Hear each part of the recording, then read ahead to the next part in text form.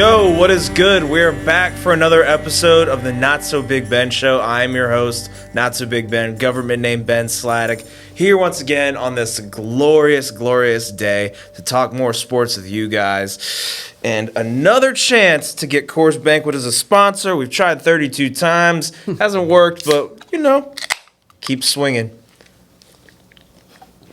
Never stop shooting. And I'm here with the co-host. He's back today.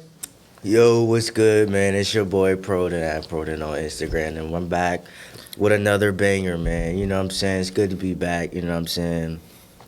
And, I'm just excited to talk sports, man. Excited to talk about these fun topics that we got going on. And, man, we got a fun weekend coming up. I can tell you, we had a fun weekend. So, I'm excited, man. I'm excited to go. Yeah, man, we got fights at the Israeli house, the White House, so all fun to talk about that. And by the next show, we'll have Justin Gaethje as the new lightweight champion. I am confidently Oh, my goodness. Yep, I'm confident. I'm not going to agree with I'm saying that with my chest. But anyways, I forgot to mention it the last show. Didn't know how to talk fights without him here, so now we're here. Two banger cards back to back, China and even the Apex show. But started out in China with a quick submission for Jacqueline Amorim over Loma Luke Bunmi. I mean, Jacqueline's grappling is insane I think she's a strawweight, yep. And, man, a great way to kick off the card. You know it's going to be a good card when the first fight's a finish, so...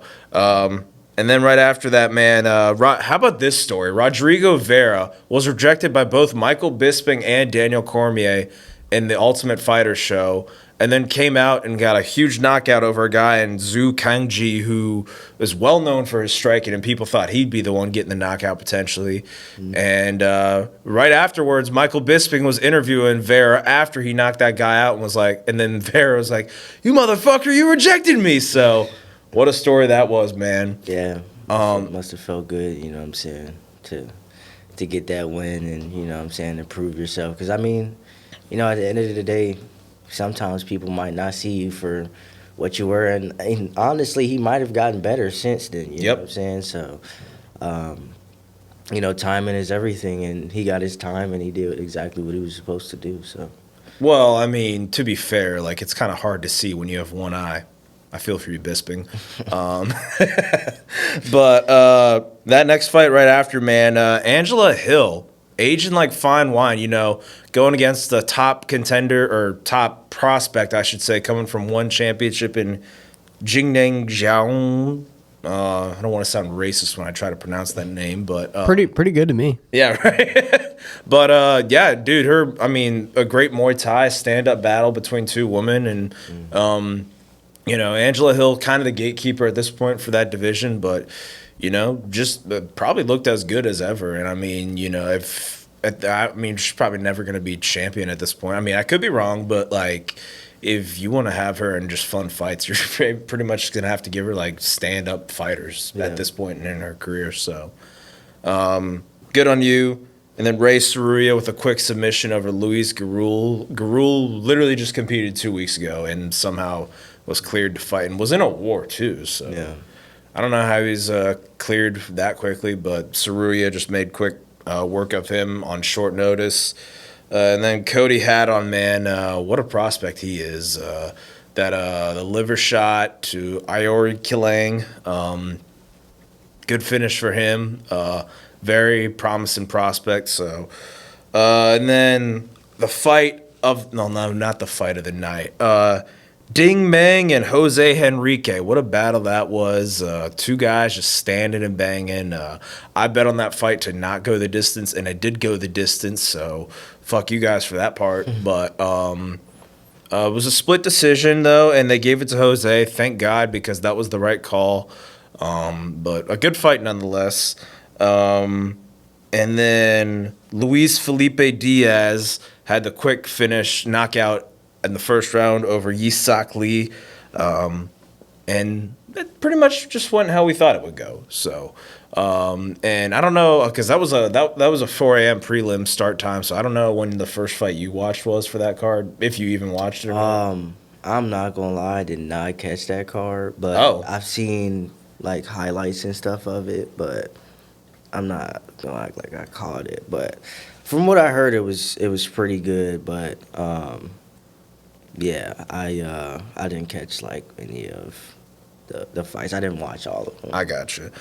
So you missed Alex Perez get kicked in the nuts by Sumadarji and puking in the bucket. Yeah, I did miss that. That happened. That's crazy. Golly. Sumadarji was looking good, too, in that fight. And then it was probably going to get the biggest win of his career, or was on track to get the biggest win of his career. And then, boom, that happened. But then he's accusing Perez of faking the low blow. But I don't know, man. That was a pretty tough nut shot. So, Yeah. I don't know, man. But then Jake Matthews, though, right after put on, I don't know how he didn't finish Carlston Harris. With just watching that fight, I'm thinking in my head, like, okay, this is going to be over any minute now. But, Carlston's tough, took the fight on 4 days' notice. And you forget how good Jake Matthews can be, though. I mean, I think something, I don't know if he's ever been ranked or not. I mean, he did get robbed of a finish over Neil Magny. That was a weird I remember that fight. Yeah. judging situation, but seems he's bounced back from that, to say the least. And then Kyle Sakura, we had some stuff to say about him on the show, but he moved up to highlights of that fight. He moved up to bantamweight, where I thought he really should have been to begin with, because I don't think he ever fought at flyweight. So, but if you're gonna give him just a striker, his striking is insane. Bro, he's fucking fast. That's what I'm saying. He's so fast. Like, he's dead ass and I'm not even saying this to like be like on some racist shit or anything like that, but like it's almost like Inoue fast. Like if you look how Inoue throws his punches and like he throws his punches, it's almost like it's like sort of like slick, like fast, you know what I'm saying? Like hit for him kickboxing, you know what I'm saying? Yeah. Yeah, bro. Like that's what I said. Like I think styles really make fights. So I'm saying if you give him constant strikers, I think all them fights are gonna be bangers. He probably beats Sean O'Malley, honestly. I mean, dude, if he keeps it on the feet, it's gonna be really, really hard to Now, yeah. I know he didn't go against the best competition either in Smotherman, but I mean, Smotherman has never been like really. I mean, he's lost a good amount of fights, but he also came in on 4 days and beat a guy like Jake Hadley's not very good, but came in on 4 days and beat him. But he's never been knocked out like that from what I've seen. But Yeah. so that was a hell of a performance to do that in your well, he's Japanese, so this was China, so never mind, not your home country. That sounded really bad the more I think of that. But and then probably the most predictable fight on that card, Sergey Pavlovich knocked out Talasan Teixeira in 39 seconds. Yeah. I don't know what matchmaking was thinking for that fight, to be honest, because it was number 3 versus number 15, and we already saw Teixeira get knocked out in 40 seconds by Derek Lewis. And what did you think was going to happen? Yeah. I mean, it was I think it was the talent gap was definitely. Like, I mean, Sergey's fought, like, so many dogs, man, and he's been in wars, whether he's lost or not, so it's crazy to me, like, how after, what Derek Lewis did to, like I said, Teixeira, and then what happened to Derek Lewis, you know what I'm saying, his last fight, and then to put him with a guy like Sergey, I think Sergey would beat Derek Lewis right now, you know what I'm saying? He already did. They fought 22. Yeah, so, you know what I'm saying? I just don't see why you would put a guy, you know what I'm saying, that lost to a guy that he already beat against him. But, I mean, like you said, it's matchmaking, UFC does its own thing with that. But they definitely just wanted a knockout for the fans. That's just how I look at it. They got it. They got it. I mean, he knocked him out bad. Yeah. That was... I remember Teixeira just being like, why don't you stop the fight? I'm like, they stopped the fight because you're, like, going sideways. You're not here yet. Like you're yeah. No, that was a perfect stoppage. Probably could have stopped it earlier, but And then right afterwards, man, what a war between Zhang Mingyang and Alonzo Menifield. And now everyone begs the question, was Zhang Mingyang a fraud? Because Alonzo Menifield, don't want to take anything away from his performance. That was an absolute ass kicking he put on. And, huge bombs, which a lot more advanced fighters I would think would know to like duck and dodge out of the way of those punches coming. But Ming Yang just kind of just stood there and took it and was just busted. And he's got back-to-back losses to Johnny Walker and Alonzo Menifield now, and that kind of gave him the golden pedestal after beating Anthony Smith. And now we know why Anthony Smith retired. But I mean, I don't want to like crap on these fighters, but Ming Yang kind of, he was not beating the best guys before getting these fights. No. I don't think. No, and I think, like I said, with Menifield, I think he's one of those guys that, as he gets the experience, I think he will get a lot better. Just of becoming an overall mixed martial artist. And, I mean, like you said, to me, from the highlights that I've seen, he looked great, you know what I'm saying?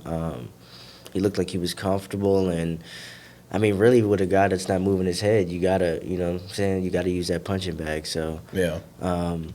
Really just, punched him up and, solidified himself. And you know what I'm saying, I think he's still, got a little bit of work to do because, obviously he fought a punching bag. But at the end of the day, I think if he still progresses and, he still gets these type of fights, I could really see him being, a top 10 guy in the division and agreed competing, you know what I'm saying? I mean, his losses recently were just to like guys like Olberg, and he's a champion now. So he lost to somebody else too, but I can't remember who.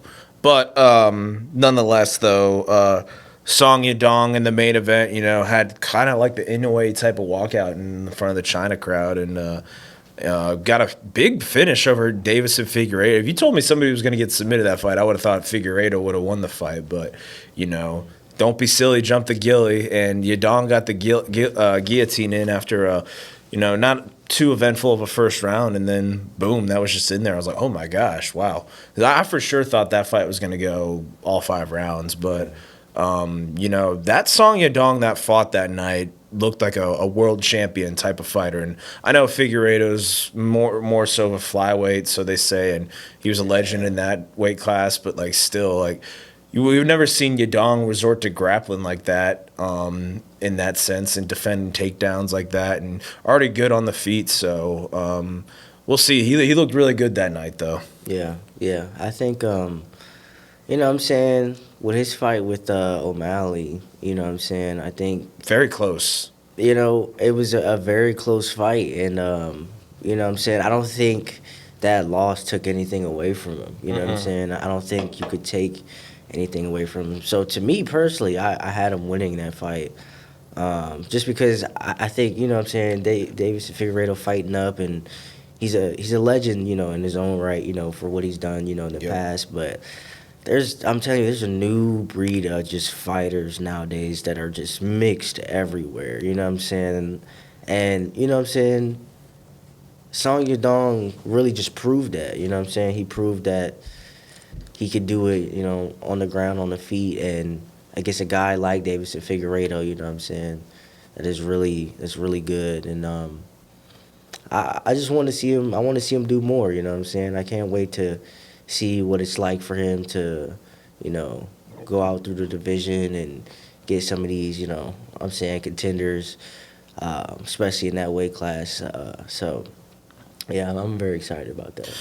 Yeah, I mean, it seems like he's just kind of been stuck at number 5 for a long time, but we'll see. I mean, he definitely showed he's capable of beating a guy like Sean O'Malley. Whether we think he won the fight or not, but I mean, I'd say even after that performance, he's probably more deserving of a title shot than O'Malley. Yeah. But O'Malley's fighting this week against Zahabi, which that should be. I'll be honest. I'll say it right now. I don't think Ayman Zahabi stands a chance in hell. I don't see a path to victory for him at all. This could age so bad, and I know it could. But I don't though. Yeah, I don't either. Watching film, you know what I'm saying. What was his last fight? I'm sorry, I can't remember the guy's name. Cheeto. And he Yes, took him and to a he got split dropped. decision. Didn't he got Yeah. dropped by Cheeto. Got dropped by Jose Aldo, too. with a jab, no less, by Cheeto. I think Cheeto's got power, though. I mean, he like, does, still. but what did Sean do to Cheeto? Absolutely obliterated him. So it's like, Cheeto did win the first fight, though. but I'm saying, like, Cheeto is not the fighter, you know what I'm saying, that he ever was after he lost to Sean O'Malley. No, Sean took his soul that night. So for me, it's like, and then, you know, like we just talked about with Song Yadong, you know what I'm saying? Song Yadong is a really good fighter. And Sean, you know what I'm saying, made that a fight.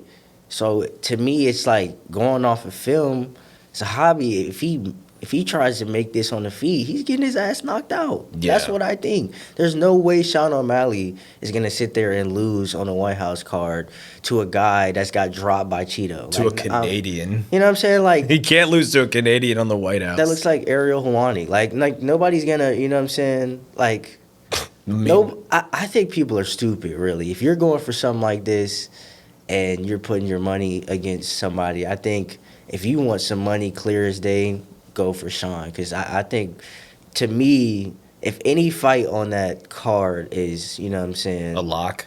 Yeah. It has to be that. Yeah, I mean, that's, even though the odds are so high, but rightfully so. I just still don't know why they didn't give him Sandhagen. That was the fight to make, but it's just never gonna happen at this point. I'm like done. I even asking for that fight. I mean, they definitely could have made that though, and I think You know why they don't? Because Corey Sandhagen would win. Yeah, and I mean, to be honest, it would be such a high level fight between high level strikers, and I mean, like, I just, you know, why not do that for, you know, what you call the best card in the entire, you know what I'm saying, UFC? And Yeah. Which we both know they don't even mean that. I mean, I think when people saw the card, they were like, Okay. no. Yeah, like, y'all were just hyping this up. This is not what we thought it was. And then you added Josh Hogan and Derek Lewis. Which made it 10 times better. It did. After what Hogan did, it made it 10 times better.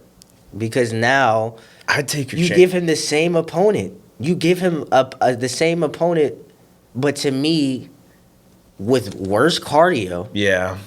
with worse feet work, his footwork is terrible. Like, did we see his last fight? It was bad. Like, Curtis Blades, I think, would beat Derek Lewis right now, and I'm not even joking. Like, Probably. he literally took the deep water with Josh Hogan, you know what I'm saying? And respectively, like I said, Curtis, Well, Josh never went to a decision until that night. yeah. And I'm going off of what I saw from Derek his last fight. And maybe, you know what I'm saying, UFC White House card, he could tune it up a little bit and sharpen his tools a little bit. And, you know what I'm saying, maybe just look like he actually wants to be there, because I still think he could hit that one punch on Hogan because I believe so. he's very hittable from what I we believe saw. so. And Those punches that Blades were landing, though, if Lewis lands one like that, I think Hogan's he has going more to sleep. power than Blades, for Yes. sure. Way more power than Blades. So, absolutely. You know what I'm saying? But I want Derek Lewis to win. I do. I think the speed is going to be a factor. Like, Too. Josh is going to be, I think, just too fast for Derek. You think Derek's going to lose in front of Donald Trump, though? I mean, like I said, he could come motivated. I have to see how Derek comes the first round. How he comes out the first round, how the first round happens. I think that will be the trajectory of the fight. You know what I'm saying? For sure. But before all that happened, though, there was I don't know if you caught the last card this past weekend in Vegas or not. Mm-hmm. Pretty good card. Started out with a banger of a head kick by Ketlin Souza. I was even like, whoa. And she called out Jessica Andrade afterwards. And based on where Jessica Andrade is in her career, I think that makes sense. Yeah. Potentially. But that was an incredible head kick knockout to start the card. Perfect timing, too, on there. And then the Dana White Contender Series legend, Eunice Dubin, if you remember her one-punch knockout of her, I don't even remember who it was, but that had, like, Dana White doing gassers. He was so excited. But fought Gisela Chavez, and who had a fight of the night against some Argentinian from that Contender Series, too. So these are both Contender Series alum. And went to a split decision. I don't know how. I thought it was clear as day that Chavez won that fight. But, you know, Dubin showed heart and So not a bad fight. And then Joe Anderson Brito with the ninja choke over Jordan Levitt. You want to talk about like Jordan Levitt was pressuring him so much early on.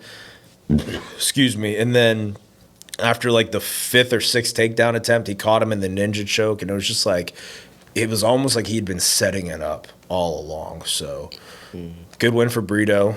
And Chelsea Chandler with a club and sub knocked down Priscilla Cachoeira, and then caught her in this nasty armbar. I was like, oh my God, if she doesn't tap, that arm's gonna break.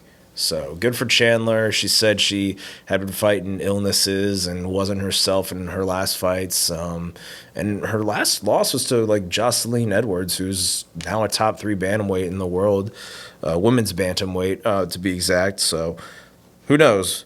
But now we have number 15 ranked officially after his last fight. Edgar Chairez got 2 knockdowns over Bruno Silva and then caught him in a rear naked choke, man. And Edgar Chairez is like 6-1 in his last 7 fights, and his one loss was to Josh Van, and he took Van to a decision. And now you're thinking to yourself, do we have a player at flyweight? Because, you know, it seems the second you get to number 15, you're like maybe one fight away from a title fight, just based on how consistent you are at fighting, because of how many, you know, guys will pull out of the fight or not be able to go, because it's a tough weight to make. Obviously, it's the lowest weight class in men's in the UFC men's division. So yeah,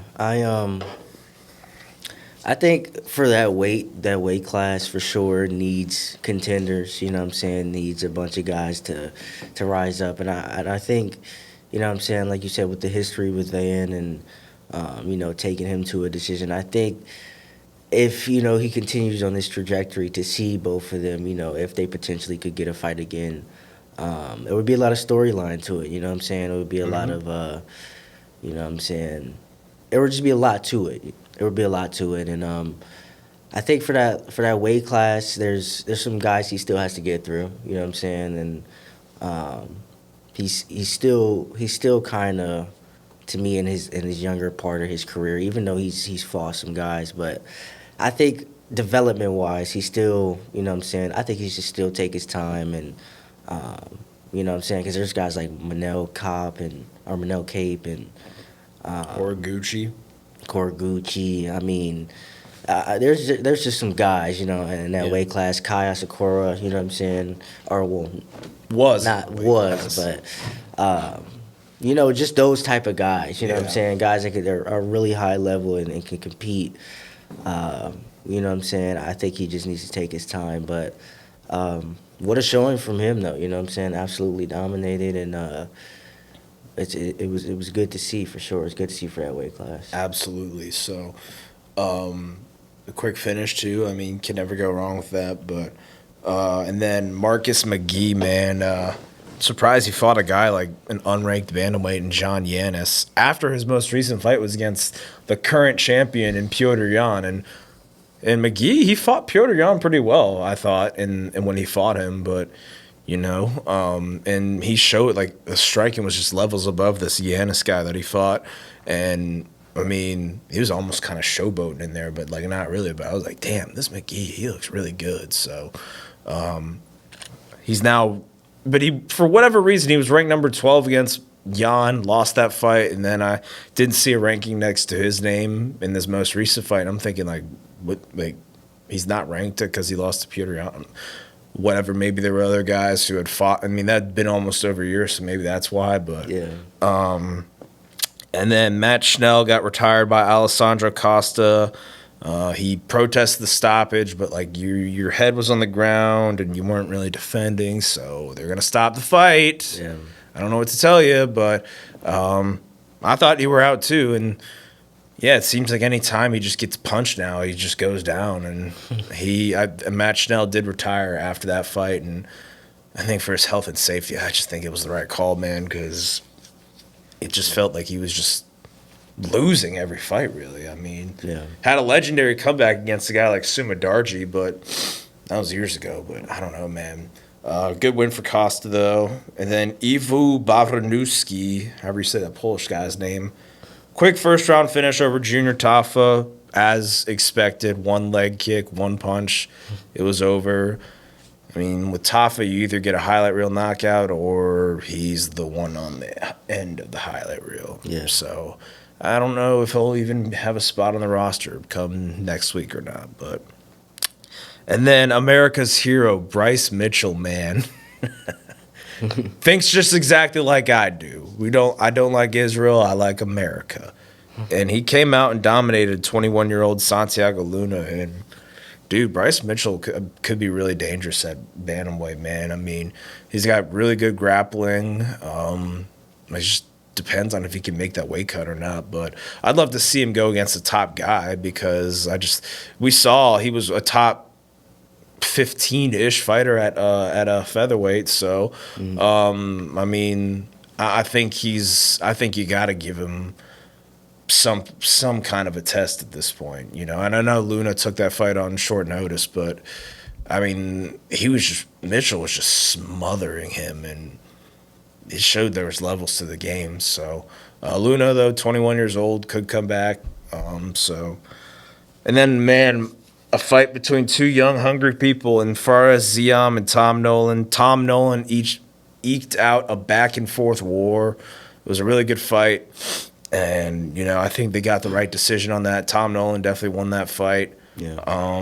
And now a top 15 lightweight. So, quite lengthy, too. I mean, he's tall, too. So Pretty lengthy guy. He's got long arms and just long, seems like, for the weight division. But yeah, really good performance by him. And like you said, he gets that top 15. So, you know, those fights are going to start coming now. So yeah, gotta be ready. Should be. I mean, unless they have him fight down. I mean, Ziam was fighting him, and he was unranked. So, but in the co-main event, Brandon Allen took a massive risk as the number 4 ranked middleweight in the world against unranked Edmund Shabazian. Edmund gave him a fight. Edmund gave him a damn fight. And then that third round, Brendan, I got to give him credit. You know, I was like, oh, he's the grappler in this. But he was busting up Edmund in that third round. I was like, oh, my God. Yeah. And I don't know if his striking was just so good because Edmund was worried so much about defending takedowns. I mean, because it felt like his hands were low and he wasn't opening up as much in the later rounds. But, you know, do I think that was a title shot worthy performance out of Brendan Allen? Not really, to be honest. Not because he didn't perform well. I mean, it was just such a close fight to the point where there are other guys that I think are ahead of him, like Imavov and potentially DDP and shit. Fluffy's got a win over Allen twice, so I don't see how, you know, and we already saw Sean Strickland beat the shit out of Brendan Allen in 2020. I mean, that wasn't even really a close fight at all. I know Strickland knocked him out in the second round, but even then, he was just getting picked apart. But again, it's been 6 years, so maybe times have changed. But he also trained with Hamzat, and you're no Hamzat Chimaev. I mean, that's to say the least. But no. But I mean, he picked up another big win. You know what I'm saying? Extending his streak to 3, and I think he's moving closer to the title picture, right? I don't think he's fully there yet, but you know, I think it's a process, right? Yeah. Especially for that weight division. So I think take your time. You know what I'm saying? And I mean, it's a good win, whether you know it was a close fight or not. I mean, picking up against a guy like that. And just doing it in the fashion that he did it, you know what I'm saying, in that third round, you know, kind of solidifying himself and saying, you know, that he was the better fighter. You know, he made it a clear decision, and for sure, it was a good win. So I would love to see him, you know what I'm saying, keep getting closer, but at the same time, like you said, there's some tough guys that I don't think he's that close to being in a title shot picture, you know, really. I mean, he said that DDP was apparently off for the next fight and that DDP didn't sign the paper because he's a bitch. And I'm like, oh, all right. That's his words, not mine. I think DDP would fuck him up, though. That's what I'm saying. I mean, but, you know, if he fights like that, for sure. But, and then the main event, man, you know, I know everybody hates Bilal Muhammad, but I gotta say, Gabriel Bonfim looked like a world champion fighting him that night. Say what you Yeah. want, Bilal Muhammad was a former champion of the world, and I thought if it was going to be a stand and bang fight, I thought Bilal was going to have the better edge in that, just because. No, hear me out though. Not because I think he's the better striker, because just Bonfim's more of a grappler per se, you know. So I didn't think Bonfim's striking was as good as I never saw him in a I mean, granted, Stephen Thompson was kind of beating him up on the feet, but Thompson's an insane striker. Yeah. So what I didn't understand is why. I mean, Bilal shot maybe one takedown that whole fight, and my thing is, I think the reason why he didn't want to get it to the ground is because he knew how dangerous of a submission threat that Bonfim was, but. You know, yeah. Ever since Muhammad called himself Canelo Hands, he's been getting busted up every fight. Yeah, I mean, it's been bad. I will say, I think that was another thing that I thought about was like, why didn't he, you know what I'm saying, take the time to shoot early? And I thought it was because he thought that Gabriel was going to tire out, you know what I'm saying? And because I think it was the third round, he immediately shot that round, like when the round started, or it was either the third or the fourth. He like immediately shot and like didn't get it because he was already getting pieced up by that time, you know what I'm saying? Yeah. But yeah, I mean, dominated, you know what I'm saying? A former champion, you know what I'm saying? Yeah. And handled business. I mean, you know, he's on a 5-fight winning streak now, and he, you know, improves to 7-1. And for that weight class, I mean, it's so crazy to me, like how the title picture has literally like bounced around. Like, just, you know, it's so like it's the most, to me, the most unexpected thing to ever happen. You know what I'm saying? It's just like Bilal loses, you know what I'm saying? As soon as he gets the title, Islam comes, immediately obliterates Jack.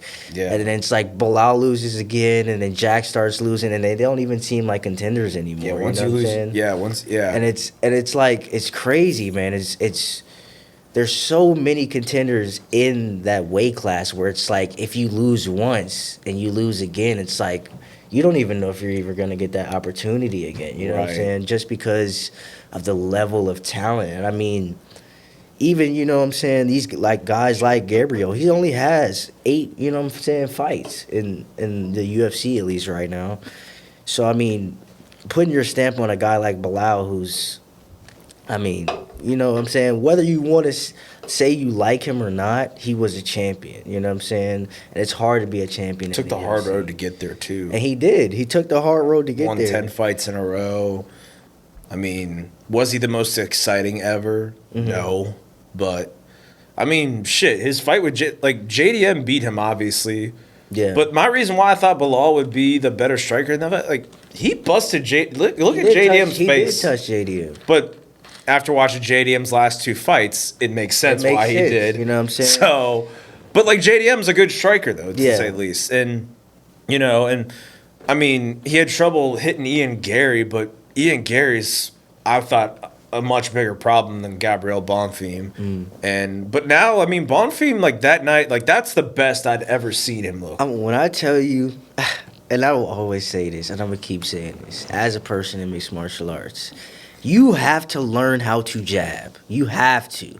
You have to if you want to be in the UFC. A jab literally sets up. If you know how to set things up off of a jab and keep people out of range with a jab, it's going to be hard for anybody. Anybody. I mean, look what Strickland does. You know what I'm saying? It's going to be hard for anybody to want to get anything, you know, up against you. You know what I'm saying? Any takedowns, anything like that. That's why Strickland has such good takedown defense. He has a jab that keeps people at range.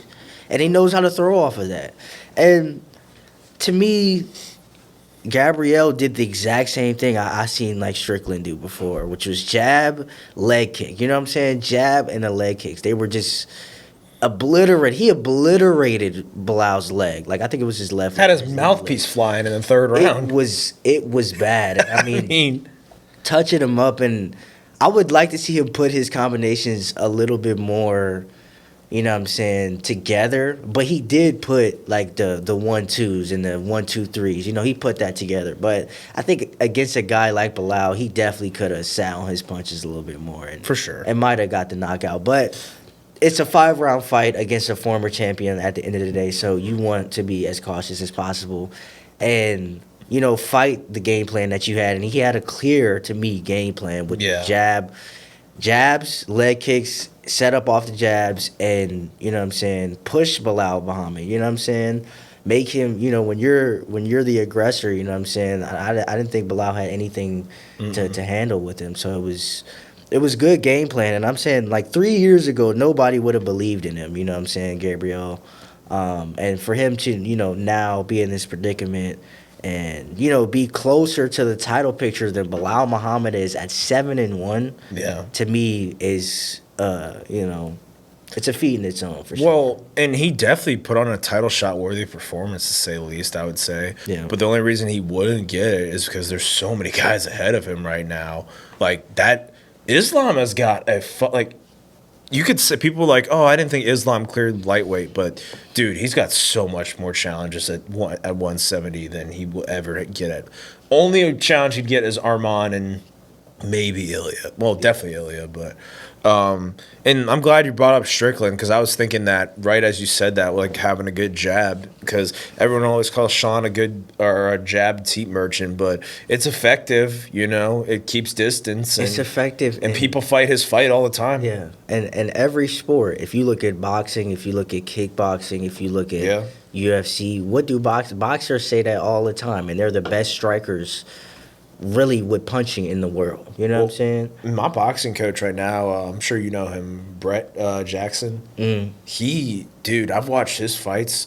Like, there's guys just marching forward, and he's just jabbing, and like, it's just so powerful. Like, I've watched him drop a dude on the floor with a jab. I'm like, holy shit. And I've felt his jabs too. I can understand why they went to the ground. But yeah, man, and you know, it's incredible. But so, and now I'm thinking of Strickland, and you see he was banned from the White House. I saw Dana say he wasn't. Oh, he wasn't? Yeah. Oh, he did say that last night. He did. Yeah. I mean, the White House, the fact that I think it was the White House that like kind of told him like, hey, don't come here or whatever. I think you said mean things about Israel. Get out of here.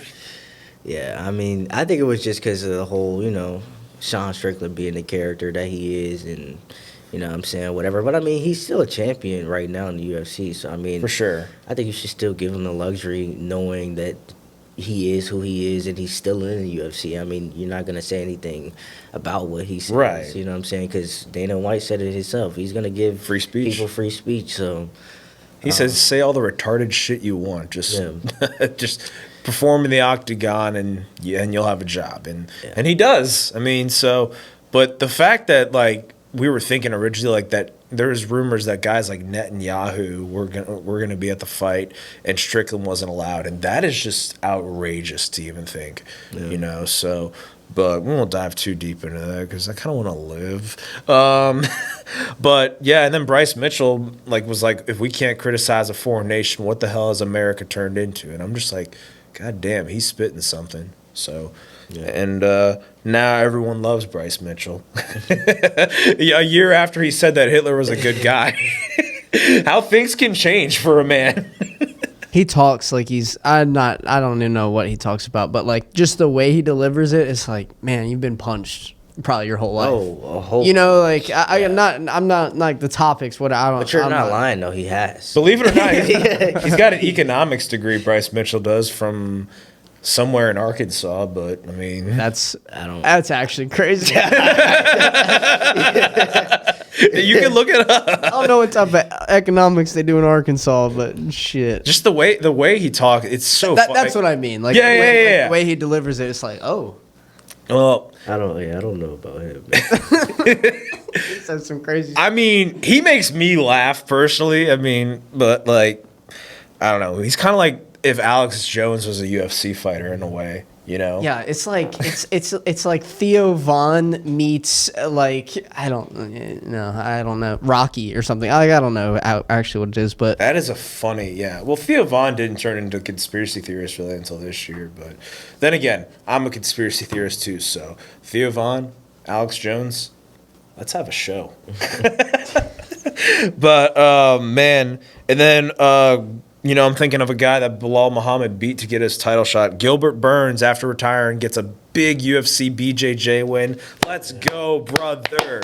I'm so happy to see that for him. Yeah. And then Bella Mir, Frank Mir's daughter, dominated her match too. I'm like, dude, see her in the UFC. Danger. That's what I'm saying. I cannot wait to see that. That would be something. Have her and Maya Lesnar fight each other. That or have Alex Pereira's. You know what I'm saying? I don't think that's his sister, but his sister, is she the one who fought the MVP she fought card? The MVP card. Yeah. People thought she didn't win that fight. I didn't watch it, so I don't know. I think, you know what I'm saying, why not for storyline? You know what I'm saying? Frank Mir's daughter versus Alex Pereira's sister. That would be literally crazy, though. Which is funny because they never even crossed paths, though. But, like, it's still MMA legends in itself. So that'd be cool. And one fight that's added to the 329 card for McGregor's return, King Green will be taking on Terrence McKinney. That fight will probably be over in one round, one way or another. Who's going to win? I don't know. I got King Green. You think so? Yeah. Yeah, I could see it. I hope so. I mean, I love King Green. I think King Green's just too experienced. Yeah. I think he's been in wars. Even though he's been knocked out, look who he's been knocked out by, like, Mauricio Rufy, like, you know what I'm saying? And that was just a perfectly timed shot, though. Yeah, I mean, that was, to me, all his knockouts were based off the timing. Like, he got caught, you know what I'm saying? Like, even when he lost to Patty, he just, like, slipped. That was his, you know what I'm saying? And that's his fighting style. His fighting style was like, risky, you know what I'm saying? Hands down. He literally has his hands down every fight. With your hands down, it's risky like that. So he'd be so annoying to fight because, like, you'd throw a combination at him, and it's funny because he always goes, like, like, kind of good combo. And then, like, it's only fun when you, like, flatline KO him. But not many, well, a few people have, actually. But, you know, King Green's going to be King Green. That should be a good fight. Eddie Hearn and Dana White back at it again. Eddie Hearn was on record with the White House card coming up. Tom Aspinall is the current champion. Alex Pereira and Cyril Gane are fighting for the interim championship. And Tom Aspinall, I guess, is still dealing with the eye injury. And Eddie Hearn said he will not let Tom Aspinall fight under the UFC contract with the pay he's getting. And I just don't know if this is the war he wants to get into. If we can't get Tom Aspinall to fight one of these guys because Eddie Hearn's going to be this guy, it's just like, man, fuck off and go back to boxing. Yeah. But we know why Tom Aspinall signed with Eddie Hearn, though. Yeah. I mean, you know what I'm saying, natives, you know what I'm saying, of the UK, you know what I'm saying. And I feel like that was going to happen just with the way that things are going and you know, Tom having a thing with John Jones and it not happening, and you know, the eye situation. I know Dana probably wants to move past that, and I mean, what I will say about Dana and boxing, I watched the last Zuffa boxing. Is it good? It was so good. It was in England. Chris Billingham Smith and Ryan Rosicky, I think that's how you say his name. When I tell you this was one of the most brutal fights that I think I've ever watched in my life, Rosicky was like, I'm just going to take every punch that you got and I'm going to keep going forward. Like, when I tell you that is one fight that you have to go back and watch. I mean, it was the first card that was not in the Apex, and it was in, you know what I'm saying, England, and it was just, the fight was so good it earned Fight of the Night honors, and it was immediately entered into the conversation. Was it the same day as the Apex card? Was it Saturday or Sunday? I think it was. Yeah, it was Saturday. Okay. It was Saturday because it was in England. That makes sense because I saw Zuffa boxing. I'm like, wait, they have a fight in the Apex, so I guess they're doing it somewhere else. And yeah, there you go. They answered my question. England. I mean, when I tell you, like, Billingham, or they call him what is it, CBS, but CBS literally gave him everything in that fight. and Brzezinski took like every punch, and he said he had inspiration from Jack Dempsey, he was a great boxer back in the day. If you don't know who Jack Dempsey is, but man, when I tell you it was like a reincarnation, he was just taking punches, man, and like literally just giving them, throwing body shots, man. It was disgusting, man. That I had to give the props for that fight because that was one of the best fights that I think I've ever watched, and it was held by Dana. You know what I'm saying? Dana put that on, and like I said, it's going down for one of the best fights like of our era, like right now. You know what I'm saying? I have to watch it because I never heard of any of these guys. Yeah, it was good. When I tell you it was good, it was good. And I mean, England, they always are good with boxing. They're like one of the best boxing like cultures ever. You know what I'm saying? So Well, England and France crowd- always have the best cards, I've noticed. I mean, they just make the cards, you know what I'm saying, with the singing and just everything that they do and how lively they get into it. I mean, it just added so much to what the fight already was, you know. For sure. So, yeah. Let me ask you boys a question. I want to go back a little bit. You know, as been stated, a little bit more casual of a fighting fan, so to speak. So we were talking about the Aspinall wanting to hold out because he's not getting paid enough, right? That's This what is we- Eddie Hearn's words, not Aspinall. Sure. But so I looked it up. It said for Tom Aspinall, when he had his title defense against Cyril Gahn, he made $3.5 million. Is that getting shafted for someone who's not super locked in? Really? That's just what my quick Google search. Is it that like boxers are getting paid like 20-30 million per like big fight? Yeah. Is that where the comparison's Yeah. coming in from? Okay. I didn't even think he was making that much, to be honest. I mean, but that's still good, you know what I'm saying? And Yeah. I think For a UFC fighter, that's great. I think he deserved that because of the John Jones holdout. So I think he probably would have got some of that just because of, he would have gotten double with the John Jones fight, probably. yeah, but I think that he got that because that didn't happen. so, Probably. And the eye situation, whatever. yeah, but God Yeah, I was think- tagging him up, though, man. yeah, he was in that fight. But I think with boxing, bro, it's like you can get paid like 30, 45 million, and like, you know what I'm saying, you'd be done after 2-3 fights. Yeah. You know what I'm saying? And is it realistic you're fighting, you know, I know everyone's different, but you get 2 fights a year, 3 fights a year? I know some people really Yeah. stack it, but that's like relatively normal to fight 3-ish times in a year. So we're looking at, again, really quick math, we're looking at like 11-12 million a year to be like one of the top dogs, not Yeah. including bonuses and knockouts and Yeah. all the things. Okay. So they get paid like a backup guard in the NFL. Bud Crawford, Terrence Bud Crawford. Yes. He yes. recently fought Canelo. Yeah. And the reason he was done was because the paycheck that he got. And all he really need to do is invest that money. You know what I'm Oh saying? my gosh, yeah. You're getting over 100 million for one day of a fight. Y'all never see me again, probably.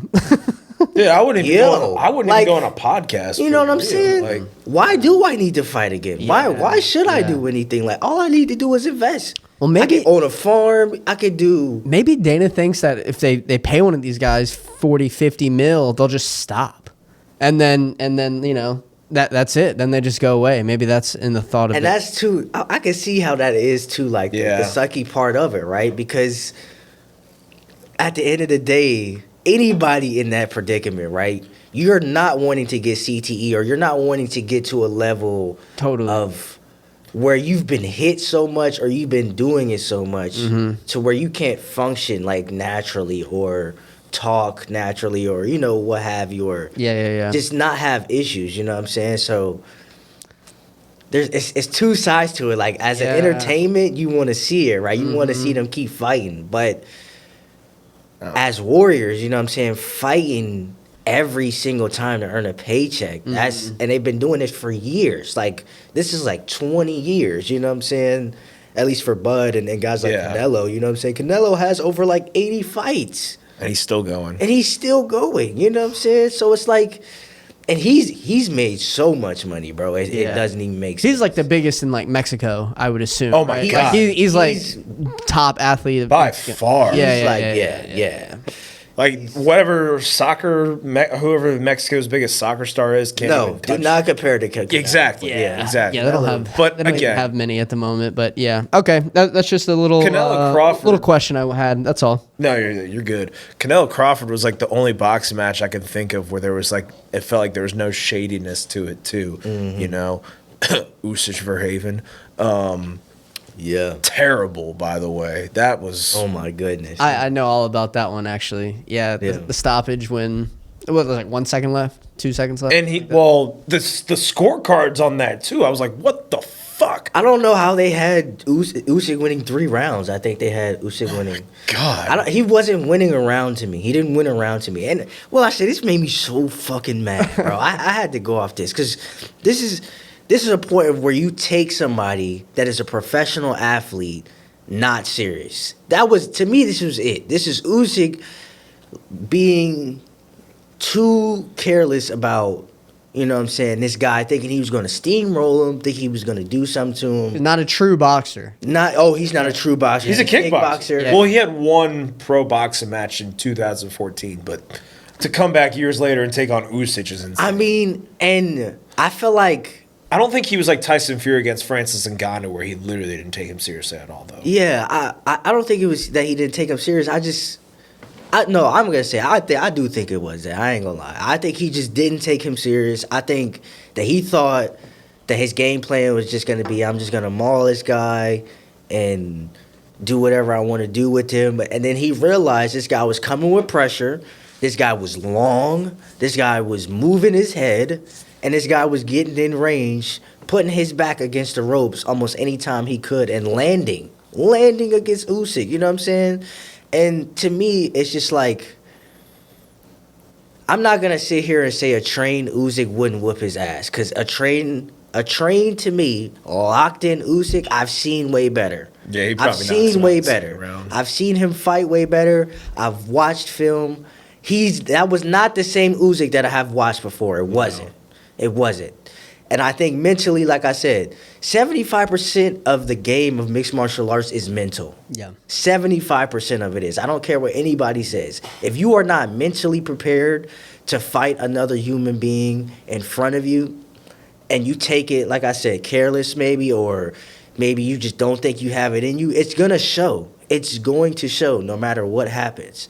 So I think, like I said, his mental wasn't there, and this guy was coming to beat his ass. This guy was coming to win. And like I said, the stoppage to me, do I think Usyk was going to stop him? Yes. Usyk probably would have stopped him in the next round, in the 12th round? Yes. I think so, too. Usyk would have stopped him in the 12th.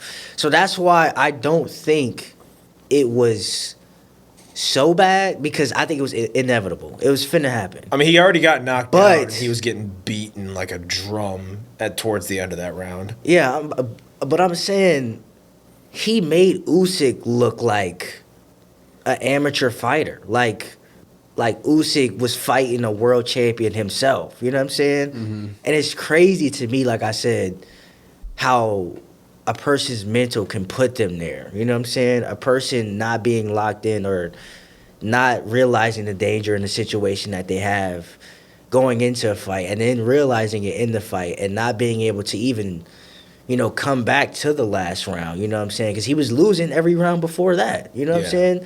So it was like, I don't think he really fully locked in until, it got to that point where it was like, oh, snap, this guy's really about to beat me. You know what I'm saying? I got to knock this dude out. So Boxing's been shady forever. Ever. Like the mob and all. Like, you can go back. It pisses me off. And the boxing fans are the worst. Like whenever, because Francis Ngannou beat Tyson Fury clear as day when they fought. I mean, that was clear for sure. And and all I ever hear is, oh no, this is boxing's a different sport. I'm like, shut up. Yeah. Yeah, like you guys are good, but shut up. But anyway, I mean that was it was entertaining, though. I mean, a hell of a setup, but for those pyramids to be in the background of that fight, it was beautiful for sure. But, you weren't here last episode, and I got to give you a chance to get your victory lap because we're going to talk basketball now. Wemby, get it out now, brother. See, I'm just gonna get it out. I'm just gonna get it out. For the Thunder fans, not the Knicks fans yet. I want every Thunder fan that thought they knew basketball in the comments. You know what I'm saying? That's just on their little TikTok. I'm outside. On their little Instagram. You know what I'm saying? Oh my goodness, these guys have no idea what they're talking about. Blah, blah, this, blah, blah, blah, that. I want you to go sit the fuck down, okay? If you think you can do better, why don't you fucking do it? Okay? Go buy you a camera, go get you a mic, okay? And go do it yourself, all right? And then we can have a debate together. We can invite each other on podcasts. Yeah, come and we on the can show. talk. You know what I'm saying? But to me, I'm telling you, Wemby is a different player. What did I say? He is a generational talent. He is different. He is doing this at what is he, 22? 21? He's 22. He's 22. Jesus. 22. Wow. And he is the best player to me besides Jalen Brunson. Jalen Brunson is like that. I am not going to lie. Jalen Brunson is shy. He's been pretty bad this series, but I agree. Jalen Brunson? Well, to close the fourth quarter in game 1, he was pretty good. But, in game 3, he wasn't too good. But He had the same amount of points as Wemby. Well, I'm just saying, his shot, he was going 7 for 30. Yeah. For his standard, you wouldn't call it a quote unquote good. Exactly. But I mean, he still put yeah. up. He wasn't like he was against the Cavs. That's He's still, all I guess. he's still the betting favorite for the MVP of the series. Dude, to be honest, though, I would based on the first 2 games, I would give it to Karl Anthony Towns because he shut down. When I was like, dude, he's got nothing for Wemby, but those first 2 games, I was like, holy shit, I'd never seen Karl Anthony Towns play like this. But his mom passed this year, and he's no, it was in 2020. Yeah, I Was think it? it was when COVID happened, yeah. Was it? They're he's still it carries on forever. Okay, the way he was talking about it in an interview, it made it sound like it was. I thought so too, but then I was like, wait, I remember she was one of the first COVID cases. Yeah, that's- I I think it was early. Yeah. Really early. Well, I take that back, but he's basically dedicating this all run to his mom, which you gotta root for. You gotta respect. Absolutely. And, everyone's like, oh, he's zesty or whatever, which no one really thought that until last year. But, I mean, he's shutting – or besides Game 3, because Wemby went crazy in Game 3. And you know what? It made me so happy to watch those Knicks fans leave that arena after paying $6,000 to sit in the fucking nosebleeds. James Dolan, there's a special place in hell for you for charging your fans that much money because your hardworking blue-collar fans had waited years for that, and that's what you charge them. Oh, and by the way, Game 4 is $11,000 to sit in the nosebleeds. That is bullshit. And what's crazy is everyone in that stadium, because of It's all celebrities. because of the ticket price, that's probably their first game there that year. So the people that have been riding for years, I wouldn't pay no. That's why they're all in the street. though. Literally, that's why everybody's just in the street. Dude, did you see them attacking Spurs fans after that game? Yeah, I'm telling you. That's why I want the Spurs to New York- win. New You York is can't a let them win. They're a dangerous place, bro. I mean, but you know what you're doing, bro. No way you just go to New York and think, oh, I'm going to wear a Spurs jersey in the middle of where everybody, the whole crowd and section is and thinking nothing's going to happen. It's should you be attacked? No, you shouldn't. But But what if know they're it's gonna saying happen. nothing, though? You can't just attack a person for wearing a And jersey. people be drinking. They haven't made it in 50 years. You have to be smart, though. You Yeah. cannot be dumb like that. I mean, in a regular season, Baltimore Ravens versus Seahawks game, my wife's family's all Seahawks.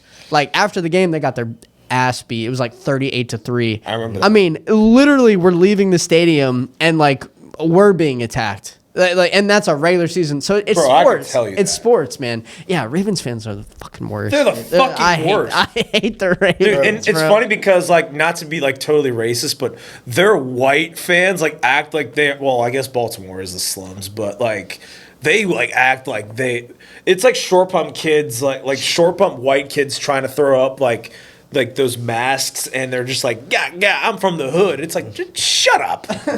Yeah, I don't know, man. I Be can't. more, dude. Be more. Yeah. It's Ja Morant, honestly. He grew up in a gated community, and then he gets to the NBA, and he starts acting like a thug. But, Yeah, fuck Baltimore though. Yeah, I'm with you. I'm not a big fan. Yeah, no, I mean, but going back to game 3, Victor Wembanyama, 32 points, 8 rebounds, 6 assists, 2 steals, 3 blocks. I mean, And that's not even near his best performance either. He's become just the second youngest player ever to post a 35-5 game in the NBA Finals. Is game 4 tonight? Game 4 is tonight. Yes, it is tonight.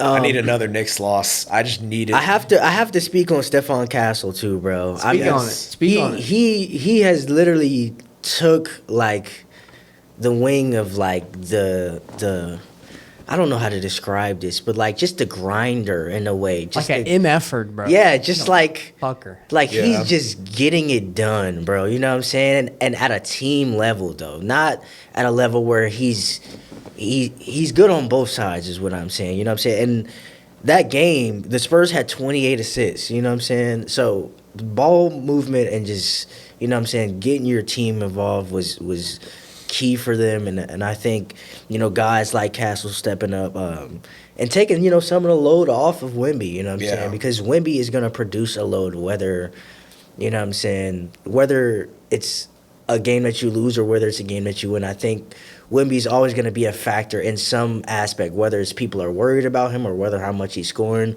or whether he's on defense. He's always gonna have to be worried about. For sure. So I think, you know what I'm saying, giving him a little bit of just, you know, some of that load off and, you know what I'm saying, winning the turnover battle, you know what I'm saying.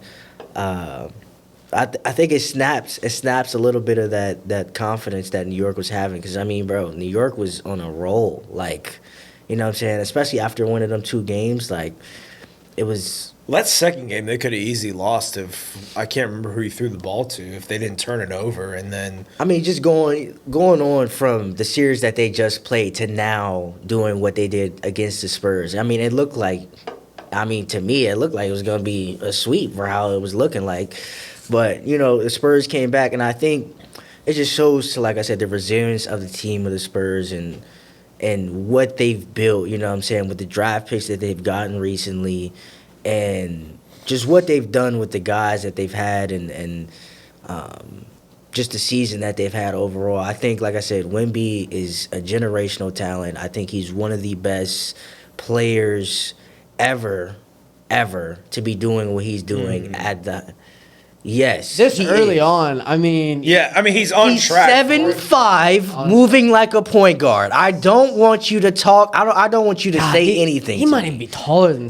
I don't want you to say anything. There's nobody that tall doing that. Exactly. I There's agree. nobody in the world that tall doing that. Yeah. There's nobody in the world. He's like 8 foot whenever he puts He is his the hands up. greatest. He's one of the greatest players of all time simply based off that fact. I don't want to hear a shit that anybody's talking about. He's 22. He's doing this at 22. If his resume eventually matches his talent, he'll be top. Oh, for sure. His team is young. People don't realize that he has a young team with him. And Dylan Harper he's 20 years old. Yes. A 20-year-old point guard is not supposed to look like this in the playoffs. No. Like he's a game or two from having a generational tag on him too, bro. telling you. He's It him. speaks volumes to the team, though. It speaks volumes to what they have together. And I feel like Wemby brought that. Like, I feel like Wemby brought the team and the you know what I'm saying, just the culture to it, you know what I'm saying, with the what he did, that bass drum thing, he added the bass drum thing that they did, and you know what I'm saying, people might have called it corny, but look where they are now, sitting in the finals, you know what I'm saying? So, it's like, I don't know, I think people need to give Wemby his props. I do. No, I agree. 'Cause saying that he's not one of the greatest players right now, to me, and I would maybe not say of all time, but one of the greatest players ever. I was going to say, do all what- time is like, that's... All-time talent. Yes. all-time time talent. Let's say that. All-time Like, talent. let's say that. All-time talent. Yeah. For him to just be doing what he's doing, there's nobody that could be that same height as the same person they are and do that. I just don't believe. I agree. And, you know, we got to talk about how many Sacramento Kings are in the, like, on both, like, Mike Brown, Hilarious. former coach for the, Yep. or now the Knicks head coach. And, dude, like, for real, he's like one of the, I wouldn't say, he's like one of the best coaches to never win a title yet. He could win it this year, but, I mean, it feels like every team he's coached has gotten better. I mean, Mike Brown's a great coach, so got to give it to him. De'Aaron Fox on the Spurs now. He's got to step his game up a little bit too, but I know he can. Yeah. But so yeah, I mean, it's a good series, and there's a lot to be excited for in that. And you know, it's exciting times in Richmond too. This past weekend or last week, I was at AEW in Richmond at the Siegel Center, and man, dude, what a fucking show! Will Ospreay closed out as the main event. MJF kicked off the show, dude. Yeah, the crowd just going, "Oh, Ospreay, oh, Ospreay." Yeah. Fucking insane. And I know it was only fit 3,000, but like there's no way WWE would ever come to Siegel Center because we're not like I paid $150 to sit in the front row of that show. That's probably what it would cost just to sit in the nosebleed of any WWE show. So like think of us poor fucking people. Like look at me, dude. This is my fit every day. This is what I can afford. Like would you guys stop being a bunch of fucking Jews for once? You know what I mean, because, like, you want money. Like, no offense to the Jews. Maybe. I'll shut up.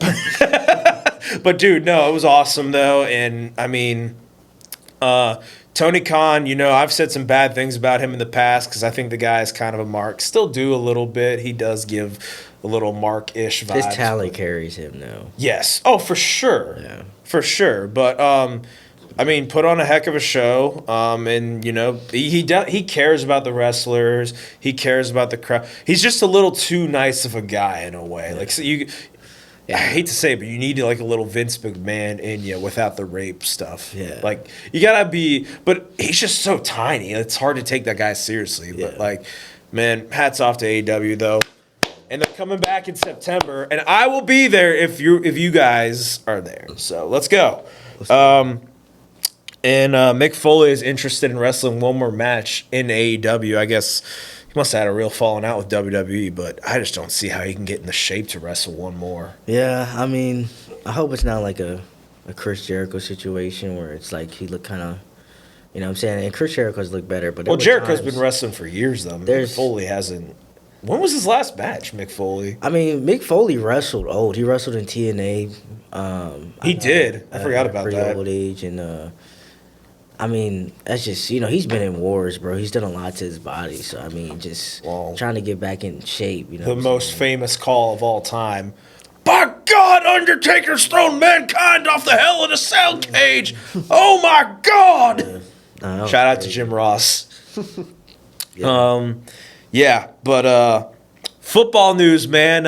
It's almost that time of the year, fellas. I'm itching. 3 more months. And, you know, last Monday gave us some news to talk about, but there's been some extensions recently. Seattle Seahawks extended Derek Hall. What a beast that guy is, you know. He was supposed to die as a baby, I think. He was the one with the – you guys saw that story? I think he had, like, the heart issue or something. Mm-hmm. And now he's got, like, $42 million guaranteed over the next 3 years, so congrats to you, brother. You earned every penny. I mean, I don't know if he's a starter, if he's in the rotation or not, but either way, he's gotten a good amount of sacks, so – yeah. And then my Steelers, we extended the most dangerous white guy not named T.J. Watt and Nick Herbig. And the Mount Washington, Darnell Washington, is staying another 4 years in Pittsburgh. Nice. And good luck to the defensive backs that are trying to tackle Darnell Washington because you imagine a big son of a bitch running up. I'm not tackling that son of a bitch. Yeah, bro. I was saving this. We need to have a conversation about T.J. Watt. Because he's got a lot to prove this year. Because he looked, he was bad last year. He looked over the hill last year, bro. 8 sacks and we paid him $41 million. And he is getting paid a freaking bag. So. And I love TJ too, but he was just not good last year. He wasn't good. And like injuries, you're old, but you know, I see that contract that they gave him. The young guy you just talked about. And that's like, for me, it's like some insurance to lock up a good guy off the edge if TJ is... well, and we still have Highsmith, too. We paid him, so... Yeah. I don't know if, like, one of them's going to get traded or not, but if we can get, like, a Myles Garrett trade package for Watt, I don't see why you don't... Bro, you ain't getting it, bro. We're not. Not getting it. But I don't know, dude. Like, that trade package was nothing, though. I think it... I thought we talked about this. This was the episode that we did. I think. I think, But still, just one first-round pick, though. I know they got another player, but a Verse is he's good. Top 5 young defensive end. Like if you had to like pick a young defensive edge to start your team with, he'd be in the top 5. So if that counts as, you could not trade for Jared Verse for a first-round pick. If they said, "Hey, here's a first-round pick, will you give us Verse?" They would say no before the trade happened. Yeah. So if you look at that like a 1.5 first-round pick, and then they get another first-round pick, and then a second or third or whatever they got, I still think they didn't get enough, but that's probably their thought process. The Browns are the Browns. I mean, Browns are the Browns. And somebody made a good point because, I mean, shit, that makes Dallas's trade look better, though, with Mecca Parsons getting 2 first-round picks, and I guess he's not going to be back till October, he announced, which makes sense. I mean, he did tear his ACL in December, but I don't know, man. And did you see A.J. Brown was actually leaking stuff to the media to try to get him, to ramp up the trade rumors, and apparently on his picture for the Pro Bowlers or whatever in the facility, he wrote, "Best to ever play here, always open." And I'm just like, God, there's nobody I wish the worst for than this guy. You would have thought he was playing for the Cleveland Browns the last 4 years, the way he was acting. Yeah. It's annoying to me. I mean, Wide receivers, man, they're a different breed. You love them or hate them. dude, Brandon Ayuk, you want to talk about wide receivers? I don't understand him at all. Why is he like all of a sudden, bless you, Hey. why is he all of a sudden just acting up, He had one really good year in 2023, got his money, and he's calling the Niners stupid for paying him. And I never got that extension. He's never caught more than 80 balls. If Kyle Shanahan could run it 200 times a game, he would. So I never really understood where he got the money in the first place, but man, he really was dumb. that guy in 23, though. I mean, like, A lot of touchdowns. A lot of deep ball. But, I mean, my thing was, like, without him, I mean, I thought, like, they needed him in that year specifically just because he was their deep threat. And Debo, you could see, is kind of watered down a little bit. I don't even know if Debo's even technically on a team right now or not. But, so, yeah. And then reunions happened. The Chiefs re-signed Algerius Sneed. He had some legal issues he was dealing with, though.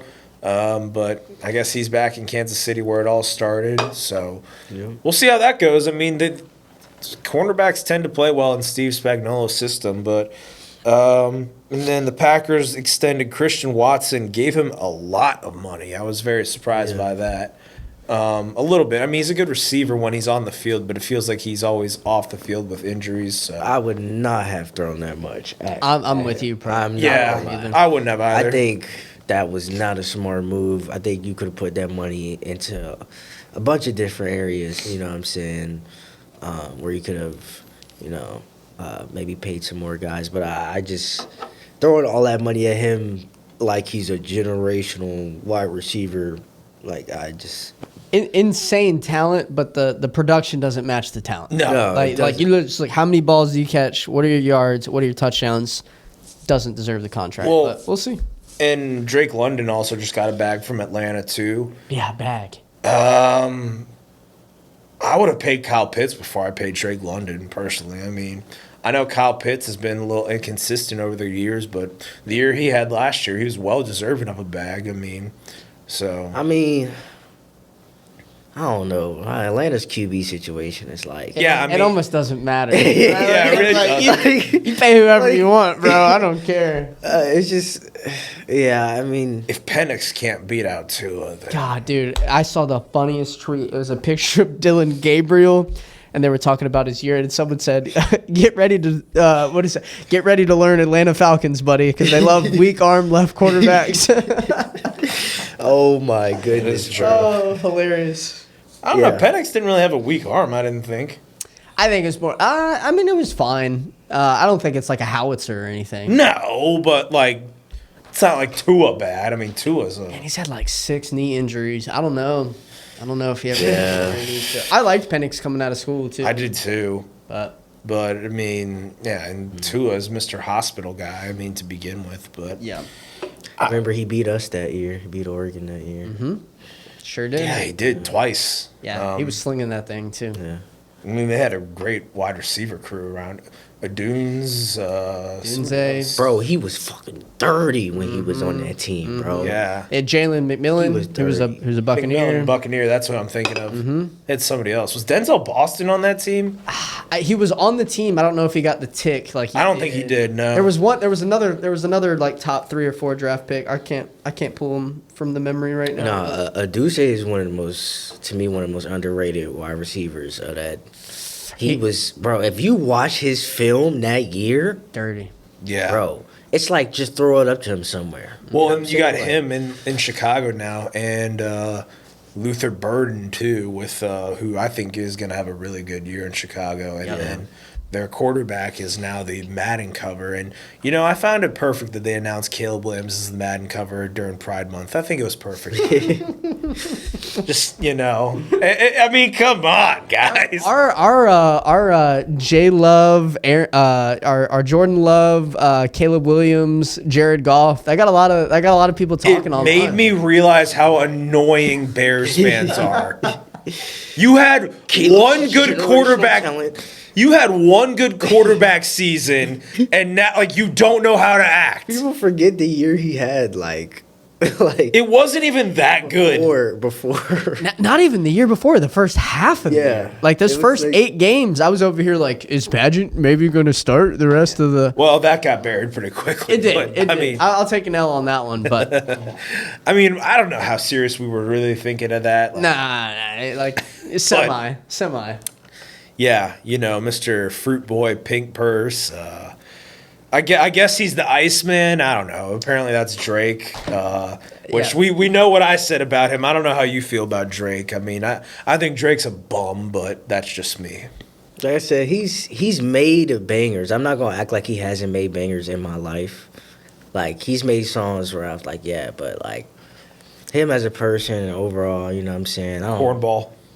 I don't really, you know what I'm saying? Yeah, person I don't give a hoot, but just bangers on bangers. Anyway, I can't act like, you know what I'm saying? You gonna miss me whenever I'm gone. Like, yo, that album. That was like 20 years ago too, bro. I'm sorry, but I'll give it. Old Drake was that guy. Music I that cannot lasts. act like that junk was not fire, bro. Fire. Like, Old Drake was That good, was- but like after 2013, I was just kind of like, this guy sucks. Here, no, I can't take that. And then you got people over here riding Kendrick, and he's over here boom bop, bing bop, boom bop, bam, or whatever that song goes. I'm like, y'all are tripping. I mean, Everyone's going he crazy. did kind of flame Drake though. Didn't flame anybody, bro. What are you I talking ain't gonna about? lie, Meet the Grams.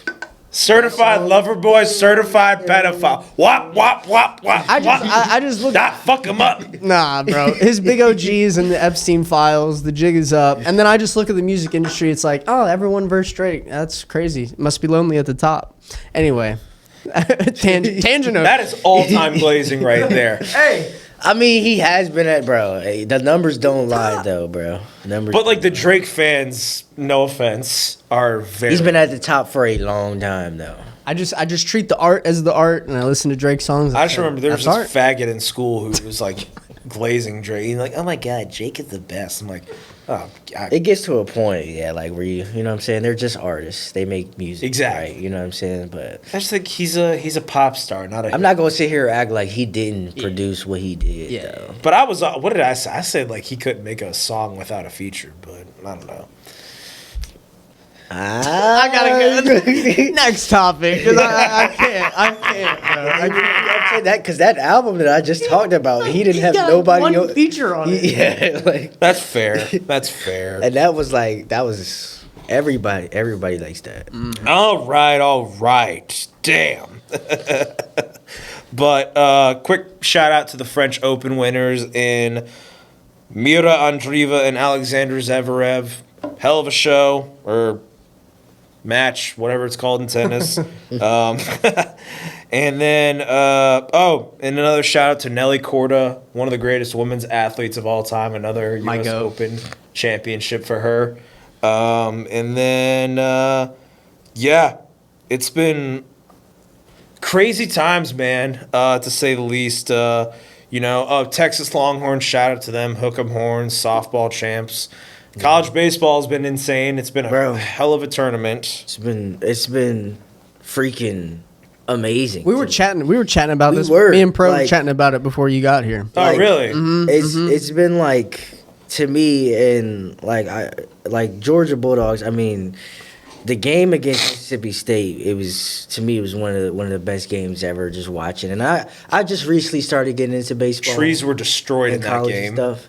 Yes, that's a saying around there, which I just found out. But what a game, you know what I'm saying? The Super Regional produced 45 runs and 21 home runs. You know what I'm saying? Golly. Terrible day to be a pitcher. From the series. So, I mean, it is hard to be a pitcher. I feel like in just any form of fashion, just because, I mean, you got to throw the ball, consistently accurate, and these guys that are hitting the ball, at least in college nowadays, they can see stuff. You know what I'm saying?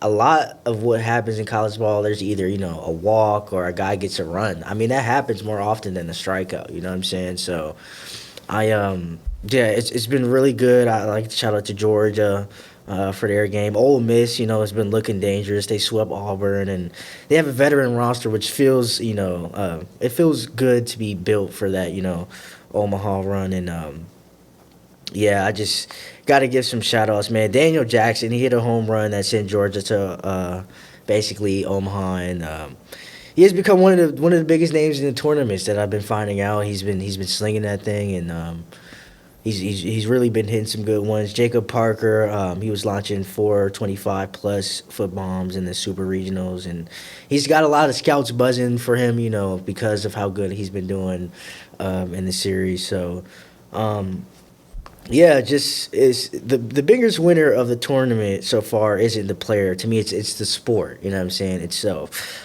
Just the upsets, the home runs, Game 3 dramas. You know what I'm saying? Blue bloods. Just everything that's been going on with the sport. I feel like, for me, it's got me into it. You know what I'm saying? And I'm like the biggest casual to that sport in the world. But obviously, I'm an Oregon fan, and we lost to Texas, but. I was watching it because I was keeping up with my team, and just overall, it's just really something good that I got into, and I appreciate the sport so much more, and just the talent that these kids can produce, and Super entertaining games, too. Yeah, Very, very. And plenty more to come. I think it's Friday's the first games in Omaha. So should be a good series. And then, I'm thinking of college sports now. Brendan Sorsby, I guess, is eligible again. Shows how little power the NCAA has. A lot of people weren't happy about that. I don't really he was a gambler, bro. He placed like 90,000 bets, which is crazy to me. And Or he gambled $90,000 his whole worth of college, bets. like his whole college career, like, you know what I'm saying? So I mean, I heard that. I don't know. The camera catch that I just absolutely ripped ass. Oh gosh, that just backfired so bad. Show's over. Nah, but it's crazy. I mean, I know there was a whole back and forth thing, and he's really gonna have to prove it. I mean, he fought to get this eligibility. So I mean, if he doesn't, at least take them to at least 11 wins, 12 wins. I mean, That's what they got last year. yeah. I mean, My only problem with it is if you go back to like 2023, 2024, there's a few examples of a guy betting like $100 and he never played another snap. Yeah. That's like my only, like, do I care that he was betting on, Chinese table tennis and all the, like, 90? I really don't care. was he actually betting on that? He was like betting on just like anything you can think of. I think where you get in a slippery slope That's is insane. he was betting on a team. He was betting on the team that he played for. He wasn't playing, but like he was like, oh yeah, we're gonna win. I'm gonna make the bet on it. So that's a slippery slope. I wonder if for he sure. bet on have you ever seen that camel wrestling or not camel wrestling? It was like a camel racing in China where I think this it would be like Chinese women racing against a camel, and it's just like the funniest thing ever. It is. I will say though, it is an addiction. I have a buddy who It is. college football weekend, bro. He has 70 bets. I mean, I'll look at his like slips that he'll send, and it is like women's table tennis and just like ridiculous stuff. I'm like, bro, what do you? Where do you even have access to watch this? He doesn't. He just clicks on the name. So see, that would make me nervous. If I can't watch it, then fuck that. It gets bad, especially in the frats, bro, because they'll do shit like they'll do like certain shit where like I remember this one time I heard a story about like they'll buy goldfish or some shit like that. They would watch like the goldfish fight each other and shit, and they would like bet on it. And like whoever's goldfish like won or like whatever was like that's definitely illegal. That is like 100% illegal. They were like doing it, and they got like other frats from like, so anytime they played other games against people that like, you know, came from other schools or whatever, they would have them like bring a goldfish and then like put it in, or like, you know, whatever, like a beta fish, and yeah, then, like put beta, it together. like cockfighting but with fish. Yeah. Bro, I'm telling you, it runs deep, bro. Like, man, if you're a professional athlete, you forfeit your right to gamble while you're a professional athlete. I think like that's fair. Yeah.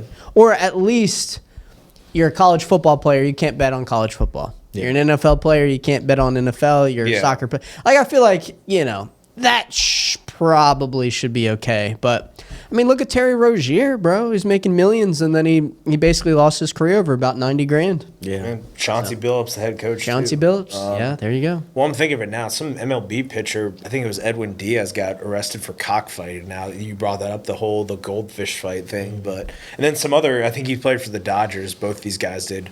Blake Trining, my GOAT, he said, everyone's wearing a pride hat except for me. So, yeah, stand on business. If you don't agree with it, you shouldn't have to wear it. Like, that's how I look at it. But yeah, during Easter, everyone wasn't, you know, made to have 3 crosses on their hat or something. Exactly. It's the same. It's not even really about the topic and if it's right or wrong, but it's, you know, we've talked about. I think we've talked about. We this did. once, Yeah. maybe. It's a dangerous topic, so yeah, you know. And shout out to Katie Taylor getting her final fight in Croke Park. Real story that hits for me because as I landed in Ireland for the Steelers game, September, and I'm in the Uber with an Irish driver, and he's telling me like back in September, he's like, "Oh yeah, Katie Taylor, she's going to sell out that stadium or whatever." And man, well, I don't know if she'll sell it out, but she's getting her last fight there, and she probably will with that Irish. She will. So good for him. And 2 shout-outs or 3 quick shout-outs before we end the show. Morgan Wallen's an absolute scumbag. If you guys saw what he did to that fan's phone. Some fan gave him a phone, and he just launched it across the stage. I was like, classic. Asshole. Kind of known scumbag, right? Yeah, that's been I just love to beat the shit out of that guy. Right. But and then big fuck you to Jesse Ridgway. I know it's your choice, whatever. I'm not a fan of abortion, but they aborted their baby because they found out it had Down syndrome. I see. That's fucked. I'm not gonna lie, but not everybody can handle that, bro. I get it, but if I know, right, in my personal body, in my personal opinion, that I'm not gonna be able to give that child the best life because I can't handle the pressure of supporting a kid with Down syndrome, or because that's a lot, whether people realize that or not. That is a lot to do. you could just give it up for adoption, though. I would think. I mean, but at the same time, it's like it is their kid. Like I said, I believe that, you know what I'm saying, you could do whatever you want with your body. You know what I'm saying? If it's your body, you know what I'm saying, nobody should judge you for doing what you want. So for me personally, if that's what they thought would be best for them, and you know what I'm saying, they knew that there'd be something that they couldn't handle. Like I said, you could have, you know, maybe had it and then gave it up for adoption, but maybe she didn't want to go through the whole process of having it. You know what I'm saying? I think the big lesson in all that is like, man, some stuff you shouldn't put it out on the internet. Yeah, Because it's gonna get a reaction. That's a very like they got what they wanted. It's gonna be dependent on like, you know, your beliefs and values and all the things. Like, not the topic aside, some things, bro, you just keep in house. Yeah. Right. Like, you just keep that in house, man. Absolutely. And real quickly, because I know we got to get out of here, I'm going to end on these 2 things. Pentagon lists Israel as a top security threat. Victory lap for me. I could have fucking told you all that. And then there's the Carmelo Anthony. I was thinking, like, wait, the basketball player got away with a murder? What the fuck? Yeah. Something in Texas happened. I guess he stabbed a kid. I don't know too much about it, but at the same time, it's like some people were claiming self-defense. Some were saying like that he was in a tent and stabbed. I don't know much about it. I need to see like real footage to have a real take on it, but They won't show it. yeah, that's what I'm saying. I mean, I'm saying, but the thing is, why put it out there and then not show it? Like you just said, like, why is that something that needed to be so, like, put out there and into the media for people to just give their own, like, you know what I'm saying? I'm not people gonna just eat it up. I'm not gonna speak on what I don't know. I saw that. I don't really. Here's what I did saw that is insane to me. So the family, like when all this happened a year ago, whatever, they had like a GoFundMe or whatever, right? And again, I'm not talking about the specifics of the case. I don't know it. Truthfully, I don't care about it. But they raised like the family raised $750,000. They hired a public, or they didn't hire, they got a public defender. So you make almost $1 million. And instead of being like, hey, like there's some nuance in this like situation, let's go get like the baddest MF lawyer we can to fight this thing. Bro, they bought houses and cars.